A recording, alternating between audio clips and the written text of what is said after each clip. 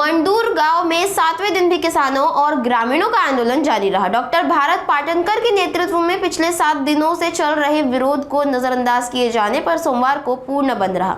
Medical और अत्यावश्यक सेवाओं को छोड़कर सभी दुकानें, स्कूल और हाई स्कूल बंद रहे। ग्रामीणों का आरोप है कि वन्य जीव विभाग के पाट बंधारे जमीन पर अवैध कार्यालय बना लिया है और बिजली ट्रांसफार्मर लाइन का उपयोग किया। उच्च न्यायालय में मामला लंबित होने के बावजूद कार्यालय खड़ा किया गया। ग्रामीणों ने आर पार की लड़ाई का संकल्प लिया और विरोध तेज कर दिया है।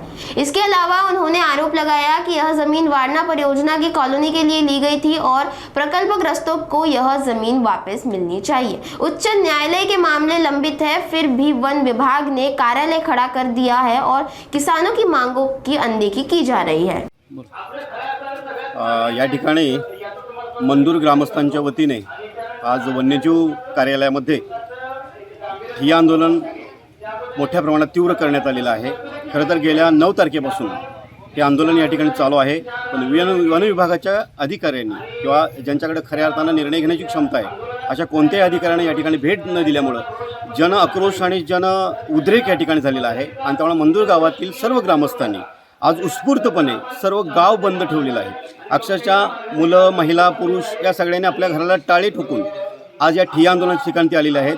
आजच या संपूर्ण मंदूर गावाने हा निर्णय घेतलेला आहे की वन्य विभागामध्ये जाणारे जे सगळे रस्ते आहेत की जे आमच्या मालकीच्या जमिनीतून जातात आणि ज्यांचे आम्हाला लाभसुद्धा आज अखेर शासनाने दिले आहेत असे सर्व रस्तेसुद्धा आज बंद केलेले आहेत आणि या ठिकाणी वन विभागाला जाग आणण्यासाठी संपूर्ण गाव बंद ठेवून मग त्याच्यामध्ये दुकाने असतील, शाळा असतील, सर्व प्रकारचे नोकरदार जे आहेत यांनी सुद्धा आज कामावर न जाता या आंदोलनामध्ये सहभाग घेतलेला आहे आणि शासनाला पुन्हा एकदा संपूर्ण गाव आपल्या ताकदीनिशी आपल्या मागण्यांसाठी या ठिकाणी येऊन बसलेला आहे।